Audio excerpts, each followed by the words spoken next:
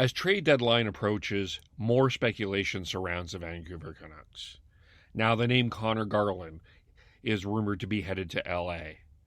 But we talked about this on the Shifts and Pucks podcast on Monday.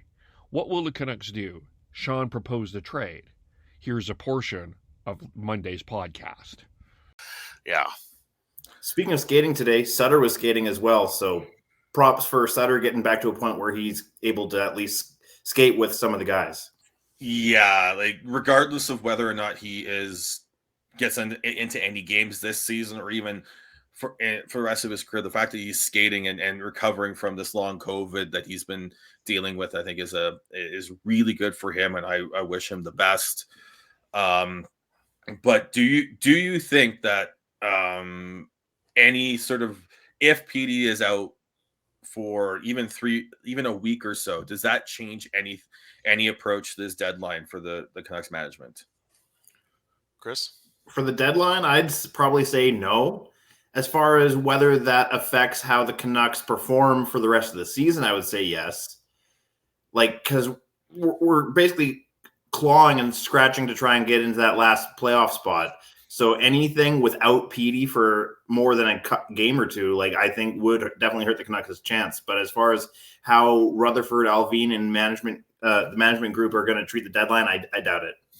Yeah, I doubt that too. It's one player. Yeah, it's one of your most important players if you're the Canucks. But you got to look at this a little bigger picture than that. I think the team has gotten to this point not just because of Elias Pettersson. I mean, if we actually want a singular, say there's a singular effort that's really made the difference. Goaltending obviously would be probably the reason why the Canucks are in this playoff chase. But no, and it doesn't seem like at this moment that PD is going to be out for that long. So no, I think at this stage, a week out from the trade deadline, the Canucks are probably going to be in a stand pat position more than anything, maybe some tweaks. But I was one of these people that a month ago felt like some sort of selling was the direction that they'd go. And now I don't think you can do that. I don't think it's fair to the guys in that dressing room, especially the ones under contract for next year, to be, removing big pieces at this stage when, they're only a few points out of a playoff spot with 22 games to go.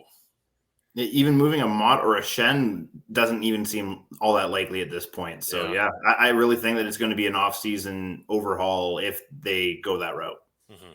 That's where I've been thinking for even a couple weeks now. I think it's the only player that they have to really make a decision on by the deadline, whether or not they sign or trade him, is Tyler Mott. Yeah. And that's because he's the only UFA of note going into this offseason for the Canucks. The only other player that I think they might want to try and make a decision on early is Brock Besser, because that qualifying offer at around $7.5 million is a bit cumbersome going in if they're trying to bring in some cap flexibility going forwards. But in all reality, it's Tyler Mott who's the only one that they have to make a decision on going into Monday next week. And Chris, what do you think the Canucks are going to do with Tyler Mott by next week? I feel like the closer we get to it, the more my personal wish merges with what I think will actually happen. And ultimately, I think that's going to be trying to potentially re-sign him and keep him, because I just the way he's performed for the Canucks, that he's a Rutherford type guy and that Rutherford would like to keep him. It's just a matter of whether they can make that cap friendly for the team. Mm-hmm. So maybe they have to give extra term to keep him at a lower AAV. But I just really hope that they're able to keep him selfishly, both as well as for the team success. Yeah, the other thing is Jim Rutherford has sort of made some comments about how the Canucks play in terms of speed and needing to play fast, and Mott's one of the guys that helps drive that pace of the team. So if you're going to move him, who do you replace him with, right?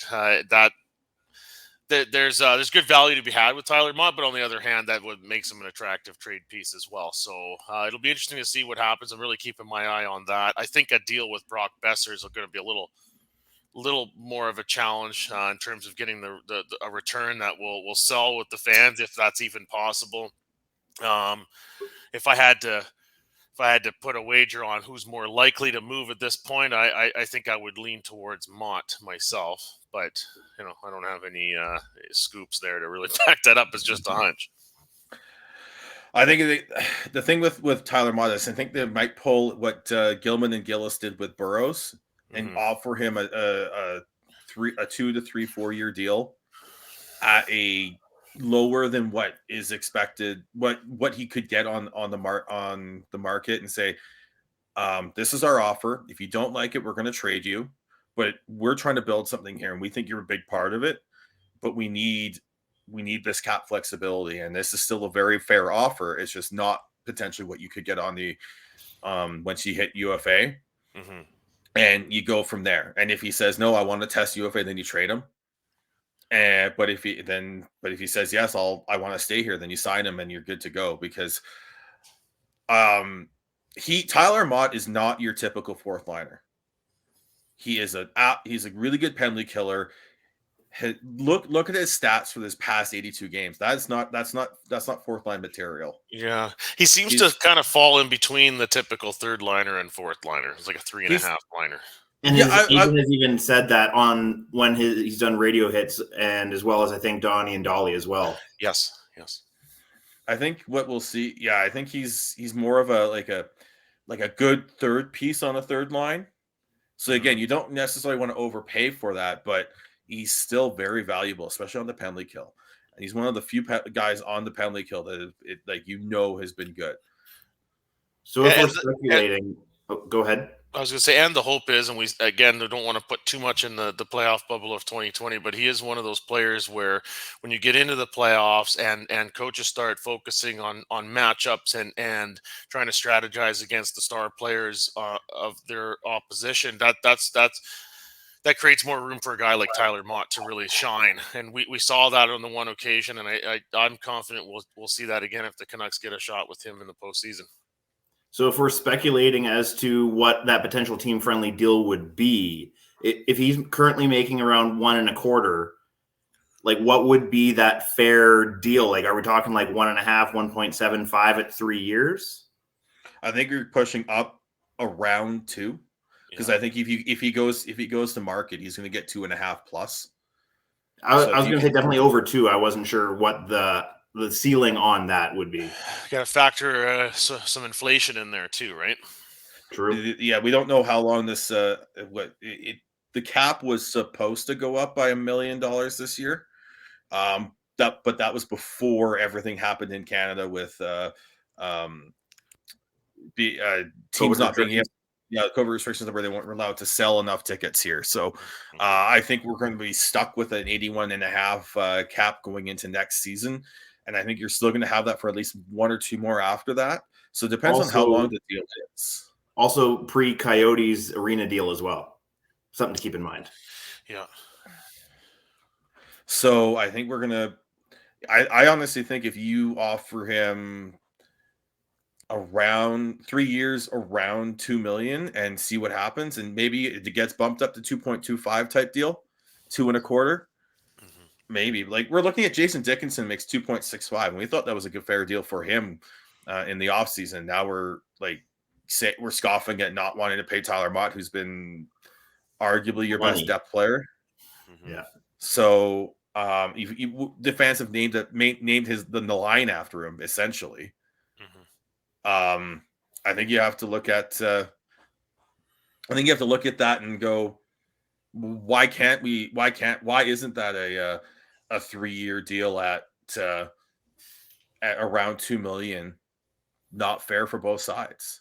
If Tyler Mott wants to test the market, then yeah, you trade him. But if you offer him that, and why is that a bad deal for the Canucks?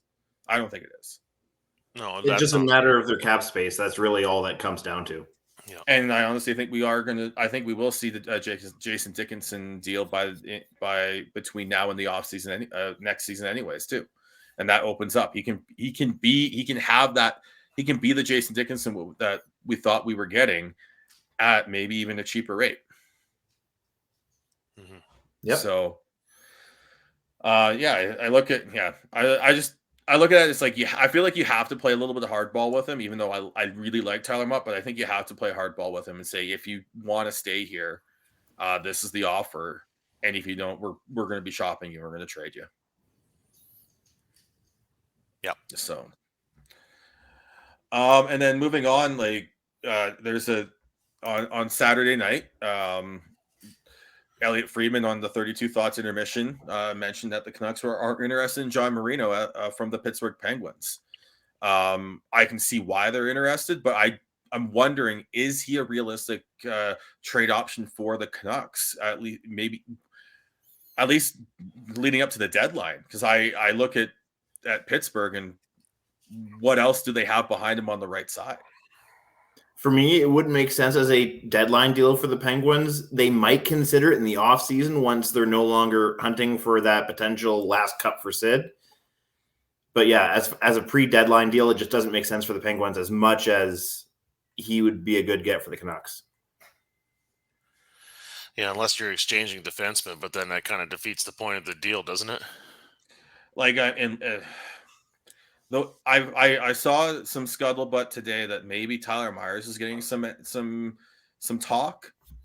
Maybe that's part of it. And then you are moving out a shorter term deal with Tyler Myers for a longer term deal in John Marino, because he's signed at 4.4 for another 5 years after this. 5 years, whoa! Whereas Myers only has 2 years left at 6, right? Yeah. So, are you willing to take that gamble on a 24-year-old right-handed shot John Marino, who has been the guy who takes over the power play when Letang has been injured, or has been the second unit power play guy on Pittsburgh, but has had a bit of a rough patch this season? Is that a gamble that it makes sense for the Canucks? I mean, you'd be losing $1.6 million on the cap, but you're tied in so much long term. Yeah, and I think for the Canucks, if they're going to spend any more money in any aspect, it's got to be on defense and in particular a partner for Quinn Hughes. So, yeah, I'm not sure you're solving too many issues there, but a situation to monitor. Often with these things where there's smoke, there's fire. So I guess we'll find out here in the next week or so. What do you think the Canucks will do? Will they make a big trade, small trade, or stand pat? Follow us on Twitter at Shifts and Pucks, Facebook.com Shifts and Pucks, YouTube.com Shifts and Pucks, Twitch.com Shifts and Pucks. Subscribe wherever you get your podcast, or join us on the Area 51 Sports Network.